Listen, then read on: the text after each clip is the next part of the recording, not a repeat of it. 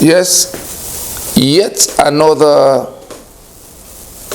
interpretation of things you are seeing, which you need to understand, because they will come to haunt you in no time at all. There is a recent addition to the conditions the APC had placed on the pathway of their aspirants for who will become their candidate. That condition is that all aspirants on their platform, on the APC platform, will have to commit to preserving the 1999 Constitution if they manage to become candidate and win election. As innocuous as it may sound to you, because we all know that whoever wins the election will swear to defend and uphold the atrocious 1999 Constitution.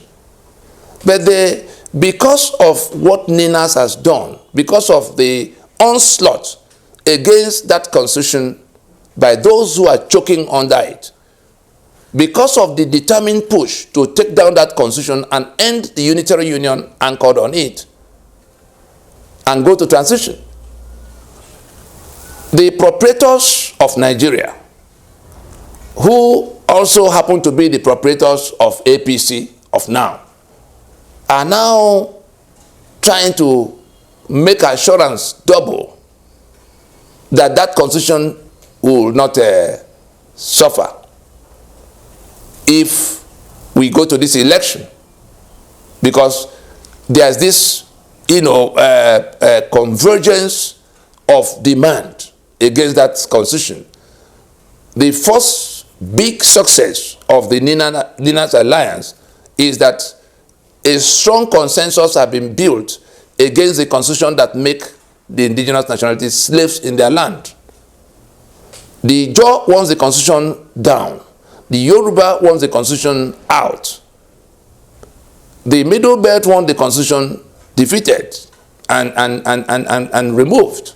All of us, the owners of the lands that the world calls Nigeria, and the assets in the lands, those who have been choking from the unitary impositions of the Caliphate against all by way of that Constitution, which came through Decree number 24 of 1999. And so, where we are now is that the apprehension has come to the point where the APC has put a condition that, people must say to them in private, must commit, must covenant with them that that Constitution will not be touched if they become president.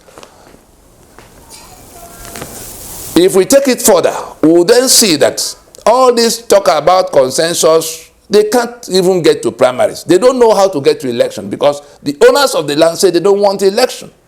So they are eroding everybody, and they really don't know what to expect.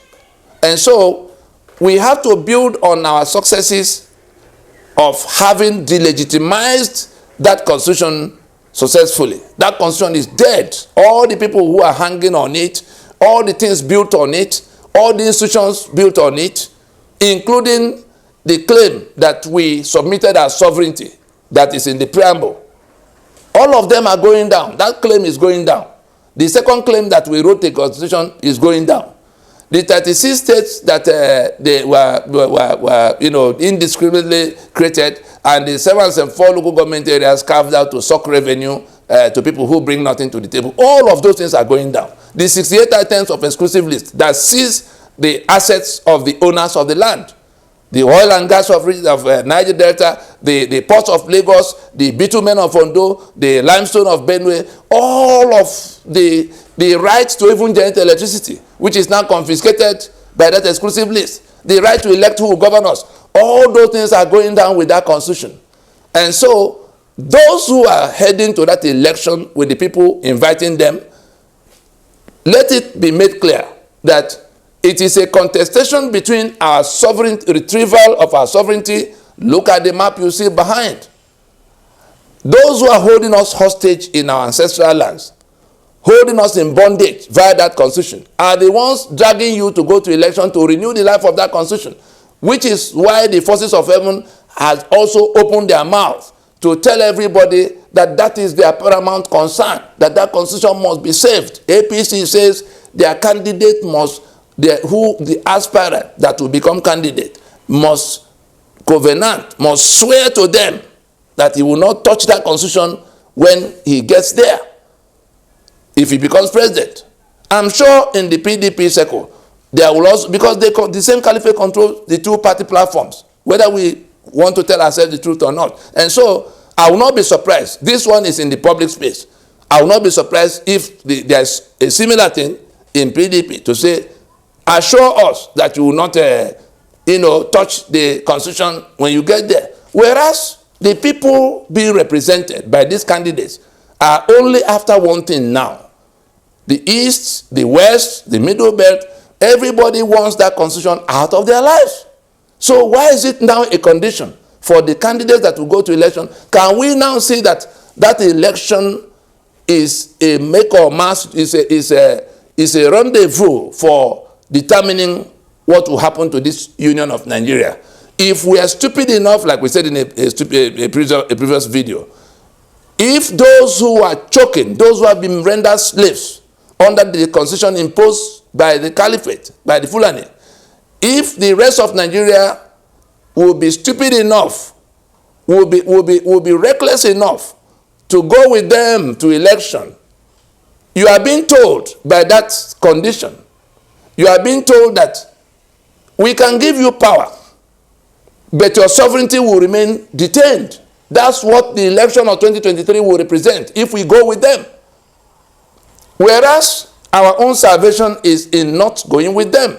Our own salvation is in saying to them, this constitution, whoever wins election will have to swear to govern by, to defend and govern by that constitution. Therefore, we will remain the slaves we are under that constitution. And so we are not going to any election. The salvation of the rest of Nigeria from the killings that are happening to them, from the mass expropriation that has happened to them, in which the federal government own all the federal government that is owned by the Fulani now own all their assets, in which their populace are being impoverished just by sheer expropriation of all of what represents economic assets. We already know them: the ports, the oil and gas, the bitumen, and all the solid minerals in between. Even the power to refine, petroleum products have all been confiscated, because I can buy petrol, I can buy crude oil and refine, but the Constitution of Nigeria says it is only the federal government that has exclusive right to do that. I can organize my security. It's only that constitution that says I cannot touch gun. So how am I going to organize security against invaders, Fulani invaders that are killing all around the place? So, and we now come to what do we do with the situation in which those who are going to election are now more or less going to trade away our freedom, our sovereignty, our self-determination, because they want power they will hold for 4 years. And then the constitution is preserved, the union of death is preserved. A few people who are coronated will make a few billions. We saw Obasanjo was president for 8 years. What did he change for the Yoruba? Are they not on the streets now crying? Jonathan was president for 6 years. What did he change? And we hear all kinds of stories about how he's the one that they will have to put in power. We have defeated this constitution. We have defeated the caliphate that imposed it. And they are looking for how to get to election and how to control the day after the election. We know that their calculations around how Jonathan will suddenly become their candidate revolves around the goodwill that Jonathan has that may help them secure the journey to the election, which is already suffering. And more importantly, that if Jonathan is the one that becomes their candidate and the winner of election, he is done 4 years before, so he will only do 4 years. And of course, since they have secured a prior commitment that that constitution will not be touched, they will retain their, they will get their strategic, they will achieve their strategic objective of preserving that constitution and the union of master and servant it imposes on the rest of us. Of course, those who become ministers and all kinds of things that the government share from Abuja will make some money, but that's where it ends. So our sovereignty, our freedom is now to be traded for our, for the power that a few will, hold for. If that's what's at issue. And so we needed to inform our people the meaning of that condition that was attached. The caliphate is now in they're in a chokehold. The constitution is in a pinfall, and the only way they can maneuver is to drag us to election, so that they have made up their mind to just let these people have power for a few years, 4 years, but at the expense of our sovereignty that is detained in that constitution that will stay. Peter Obi that have been invited to Downing Street in London, that is what it is. It is to firm up that commitment that in case you become, I was talking about PDP that might have that condition will be across board. That nobody will touch that. Anybody who is telling you he's going to do restructuring if he becomes president, including Atiku. We've said it in a previous video. We engaged Abubakar Atiku or Atiku Abubakar in 2016. If you want to see what we discussed with him, get on YouTube. Search the title, the video title, Nigeria at the Valley of Decision. You will see the 2016 video on AIT, where we went to report what transpired between us and what we thought was the statesman speaking at the time. But it turned out he was just another politician, because what we concluded was not done. And then it became basis of going to become candidate for PDP in the convention ahead of 2019. That was how Atiku became. He was now advertising himself as the one that will come and do restructuring, and everybody became articulated, thinking he would do so. I inform you on behalf of Ninas that Atiku Abubakar's definition of restructuring begins and ends with the National Assembly. Not at all the restructuring we're talking about that will go to the foundation of whether we want to be in union or not. And so if you fall for that bogey that Atiku will do restructuring, you are just lying to yourself, because if you go to research what transpired and what he has done since that 2016 to now, has he lifted a finger in support of the effort we're making to take down that constitution and go to the reconstruction that is needed? No. But he wants to ride on that again. Oh, I'm the one that will do restructuring for you. No restructuring will happen if Atiku becomes president. And we're not saying this to make way for another candidate. Our position is clear. Let us not go to any further elections under this constitution. Let us go to transition while we can. Otherwise, this house will collapse on everybody. The people who are being killed across the length and breadth of Nigeria, the people whose assets have been detained, are not going to be clapping and cheering for those who are going to election to renew their enslavement against their will. We better listen to ourselves now and put away this nauseating discussion about the election to govern where? The Nigeria is dead. The constitution that brings us together is gone. You can't hold it together by force. This alliance has become a bigger force. If you think you have guns to use to hold this union together, with all of what we have done across the last 22 years, we have set the table. The December 16 Constitutional Force Majeure proclamation provides a framework within which we can solve this problem now. Those who are going into election are defying the rest of the people. They are defying the peoples of Nigeria. They are defying the indigenous nationalities of Nigeria.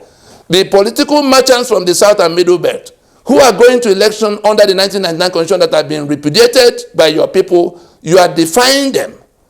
Let that day not come when they will wake up and begin to look for you for defying them, for selling them out, for dragging them back to slavery when they have worked their way out of slavery. We are already free of that union. The people trying to drag us back to that prison are the politicians from the South and Middle Belt that are now going to hold hands with their They are confederates from the north. Well, we have no quarrel with the ones from the Caliphate side who inherited what Uthman Danfodio and Ahmadu Bello left for them as the estate of their great-grandfather. We have no quarrel with them at all. The people we are going to hold accountable, the people we are going to unleash every available fury against are the politicians from the South and Middle Belt, whether they are of APC or PDP, now dragging us to election at a time we say, let us not go because of that constitution. Let us go and solve this problem before any further elections. And if we can't find common ground, because there are people who have chosen to embrace a civilization that requires them to kill us, to kill other people. We saw what happened to Deborah in Sokoto. We saw what has happened in Kano. We saw what's going on all over the place.